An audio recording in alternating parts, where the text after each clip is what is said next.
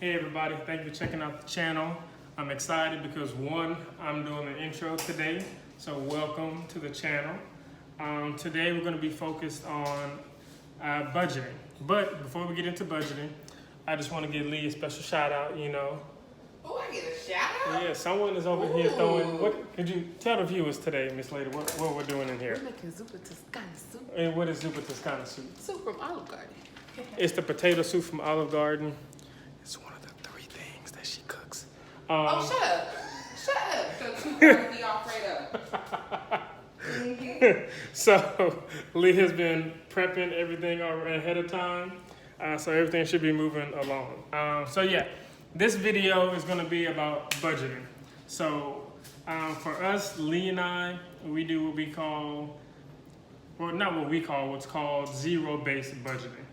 And what I mean by zero-based budgeting is that every dollar that comes in, so paychecks, your paycheck is $1,600, our budget for that pay period equals $1,600. So every dollar is assigned somewhere.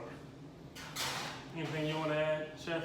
All I was gonna say, same thing if your paycheck is $1,576. Yeah, I just came up with $1,600 on the spot. It was just like a rounded number, and then down to the penny part.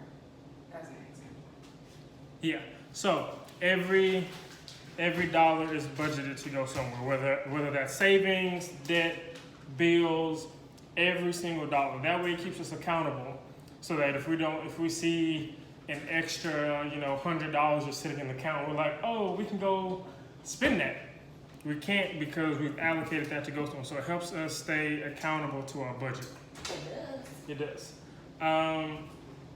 So we're going to show you our budget. I'm going to screen record off of our MacBook to show you exactly how we do our budget. So there are, I guess, 3 different ways to do your budget depending on how you actually like to do it. If you're a pen and paper person, right? Pen and paper. Mm-hmm. You can, do that on your own, your budget, your line items, so, groceries, rent, blah, blah, blah, blah, blah. I'll show you more of that in the second half of this video. So you can do it through pen and paper, or if you prefer something a little bit more electronic, you can do it through Excel. Mm-hmm. I found this one great website that has several different Excel sheets that actually handle your budget for you.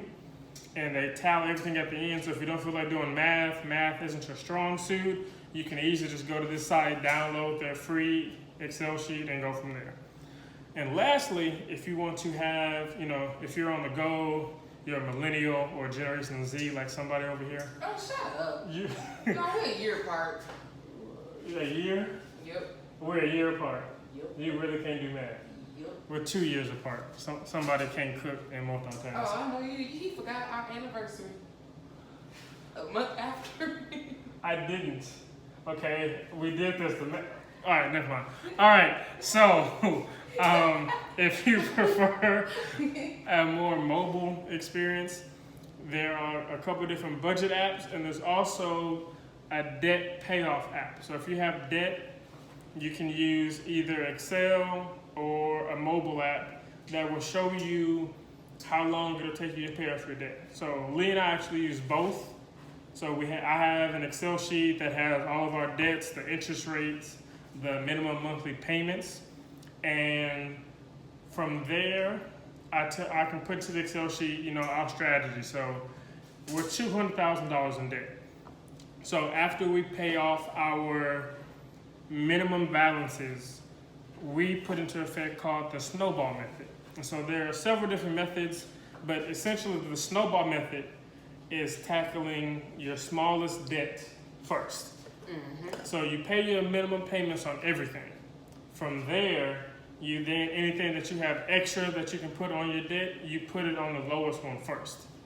This way, think about it, the illustration is supposed to be of a snowball. You start off really small, you keep building, you keep paying off, you keep doing this, and the snowball continues to grow. So the snowball method involves paying off your smallest debts first and then increasing. So if you have 5 debts, pick the smallest one, then go to the next smallest one, and the next smallest one after you pay them all off. So that's aside from your minimum monthly payment. There are other different methods, but Lee and I, to keep us encouraged, to keep us going, we've decided to use the snowball method. Did you tell us about the avalanche method? There's also the avalanche method. Yes, there is. So the snowball is about paying off your lowest balance first. The avalanche is about paying off the debt with the highest interest first, so that you end up paying less interest than the snowball method. It's really here or there. If you want to pay less, do the avalanche. If you want that encouragement that you've paid something off, you use the snowball method. So yeah. It really just depends on personal preference. If you're okay going with the highest interest rate because you don't need like the immediate gratification to encourage you to keep doing it, go with that. If you like the gratification of seeing a loan paid off quicker, do that. Just whatever works for you. Neither is better than the other. What she said. So yes. So what we're going to do now, I'm going to show you on our Excel sheets our budget and our debt payoff. So we use both of these two sheets to figure out how we handle finances for each month. So stay tuned. So here is the spreadsheet that we use to do our monthly household budget. So the first field that you see with the green box is the income field. And here's where you will put your monthly income. So for example, if you bring in $5,000 a month, you will enter that as your monthly income. From there, you will distribute that income throughout all of your expenses. So here you'll see home expenses. So for example, if your rent or your mortgage is $1,500 a month, you will enter that there, and that'll be what you budget for your rent or your mortgage. Your additional bills like your electricity or your renter's insurance, say those may be both $20 each, you'll enter those. And then when you actually get your actual expenses, you'll enter the real amounts. So for example, I budgeted $1,500 for my rent. That's what it actually cost me, so I'm going to enter $1,500 there. I budgeted $20 for my electricity, but it actually was only $15, so I'll enter that into the actual field. Renter's insurance, let's say it was actually $20, and so we'll enter it there. We'll continue on and go to daily living, like groceries. So we're budgeting for the month. So let's say, for example, we budget $200 for that month. That gives us $50 a week. Then we have personal supplies, clothing, gas, basic expenses. Let's say gas is $200 a week.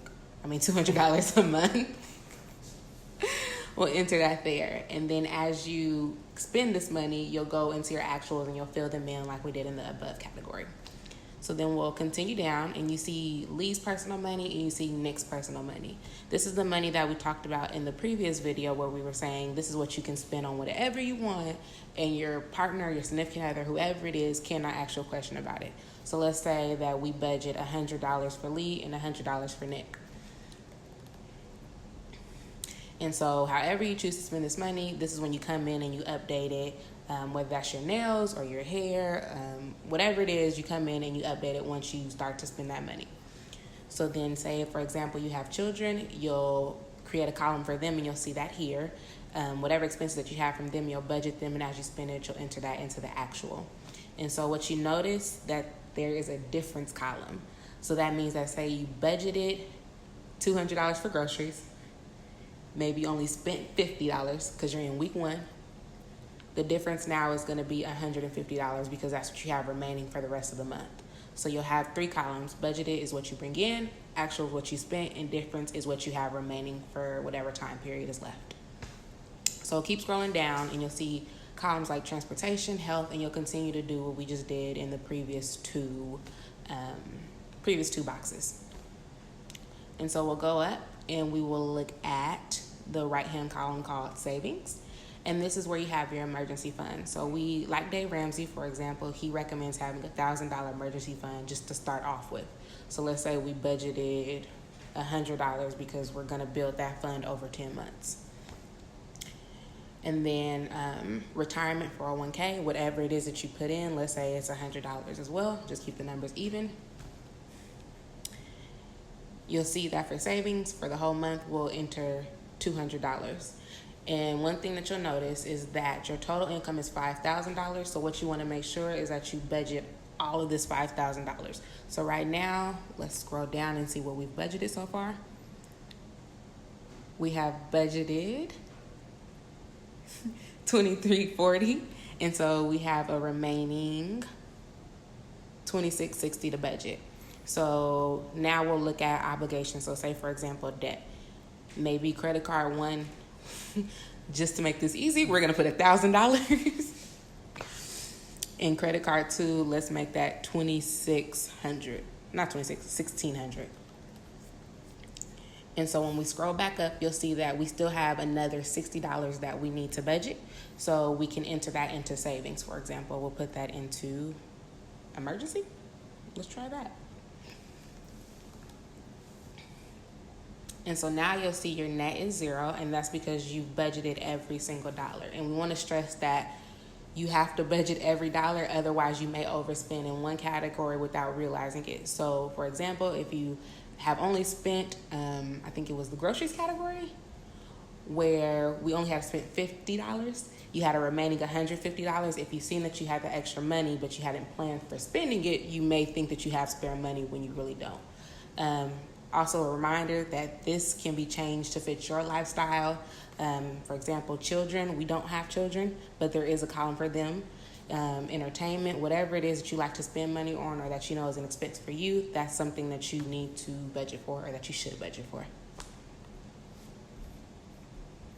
Okay, so now that we've finished the monthly household budget, we're going to go into our debt payoff budget. So here we have our debt reduction calendar. So you can put in your balance dates, so when you want to start, really tackling your debt. And once you put in the date, the month, the year, the table will automatically update so it can give you a real live plan for how things are going to work. So for this example, we just came up with these numbers. Let's say you have 7 accounts that you owe. And the balances can be any numbers. You put them in here, and Excel is wonderful because it does all the math for you. So if you're like Lee and you're not that bright, you can use this Excel sheet to do it all for you. So I call this the helper for Lee, so she can figure out how to, where we are. I'm good with math, thank you very much. Right. And the good thing is, because it's all online, you can share it between any device. If you have a significant other that you're both doing this together, you can send it to them so you both have copies of it, so at any time you both know what's going on. So Lee and I, we've made sure to share these between our 2 emails. We both have it on our phones, so at any time Lee wants to look something up, she knows how to do it. And there are also apps. So as long as you create one account and you both have the logins, you guys can track your spending as you spend. So that's one way that we do it real time. Right. So here you have your balances, you have each individual interest rate, which is key. You can find it on your loan information.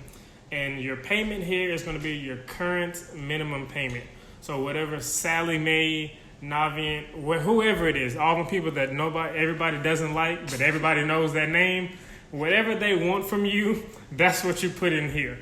So at the bottom, it'll show you the total minimum amount that you need to pay per month to satisfy whatever they want from you. So you see here it says 2196.43. I just put a random number, a monthly payment that was under that amount, and you see that the Excel sheet will give you in red saying that you need to increase your monthly payment just to meet the minimum balance. So let's say you don't. Let's say you can't. Let's just say, you have to make this work for your life. There is no right, there is no wrong. So let's say you can't meet the minimum, so you're paying as is. So it'll show you, and with the snowball method, to give you that encouragement, it'll show you exactly how many months to pay off each, and at the end, it'll show you exactly, what month and what year that should be completely debt-free.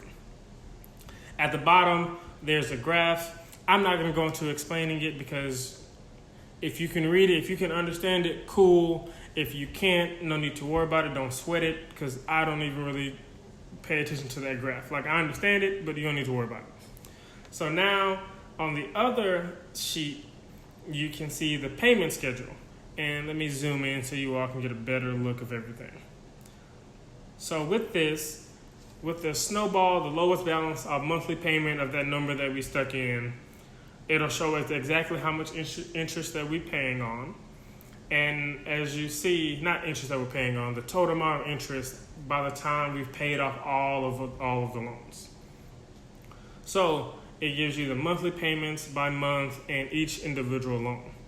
So as you can see, it has us meeting the minimum balances on each one that you inserted up top. So once you come back here and it'll show you, so 489, it all stays the same.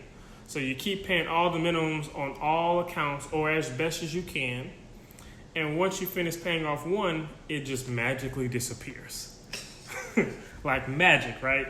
No, because you've taken the time, the blood, sweat, and tears to pay off that loan. So as you see, the month June of 2021, you're paying $489.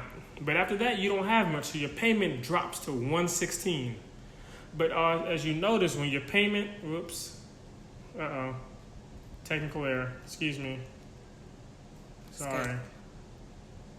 Yeah, okay, we'll just say that works. I'm not sure if I edited something, but cool. So as you see, when this payment dropped to $116, you'll notice a bump from $286 to $604 on the next loan. That's because when you can pay less on one, you take that same money and apply it to another one. That's how you build the quote-unquote snowball. So then once you completely have this debt paid off, you see it jumps up again, but the other columns have not changed this entire time. You've kept those constant. So as this one is paid off, as you see here, it jumps here. When this one is paid off, it jumps here. So it builds that common momentum. That way you can see exactly where your money is going, how you're doing with these loans. And so it gives you a whole lot more confidence. You feel like you have a plan, you're working at it. And no matter what you do, this is your plan. Nobody needs to know about it. Nobody can judge you about it. This is between you and this Excel sheet, not even between Sallie Mae. Because as long as you pay $1 on that Sallie Mae account, your account is considered an active account that you pay on. So if you can only put $1 on that loan each month, put $1 on it. Put $1 on it and they can't say nothing. They can't say, oh no, you're not paying on it. No, I am. I just paid $1. So leave me alone. So whatever you have to do, if let's say you get a raise and you can afford to put $4,000 a month on debt, all of a sudden this table updates. And when you do get that raise and you want to change it, you can come back and edit your balance amounts. So then it'll give you a much more accurate representation. But you can see the table does all the math for you and you don't have to worry about it. So we're all for paying off debt, we're all for working out a plan, but we also want to help make it easy. If you don't like a debt payoff if you don't like doing budgets, paying off debt on your Excel sheets, there is an app for each on your iPhone. There's an app called Every Dollar, which does basically the same thing as our monthly budget, just in a mobile application. And there's also an app called, Debt Payoff Calculator. I'll verify that for you. But it does this exact same thing.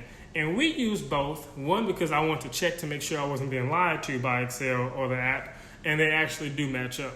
So from here, you can put together a plan of how long it's going to take you to get debt-free, and you can stick to it, you can adjust it, because life does happen. So this is what we do, this is how we stay accountable, and this is how we do our budget and finances together. If you have any questions, please let us know. We can share any other resources that you need. If you have any more questions, we can shoot another video regarding this, but this is just a little bit of what we do, and we hope you enjoy it. So, thank you all for checking this video out. We'll be coming back soon to handle a very great question. So we look forward to talking to you all soon.